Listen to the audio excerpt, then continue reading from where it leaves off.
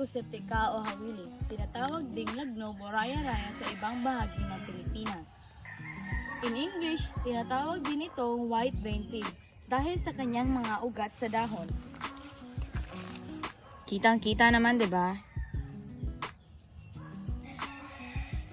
Tapos, ganito naman ang itsura ng mga bunga niya.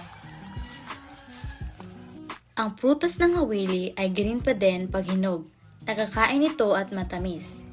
Pero, ang dagta ng Pico-septica ay nakaka-irritate. Sa katunayan, ang species epithet na septica ng hawili ay galing sa septic dahil ay nakakalaso nito at nakakaagnas nitong dagta.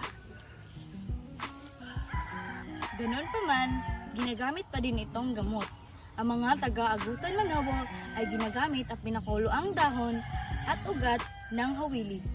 Nagamit nila itong gamot sa sakit ng tiyan at sakit ng katawan. Ang Pico-septica ay karaniwang tumutubo sa mga lugar na walang masyadong tao.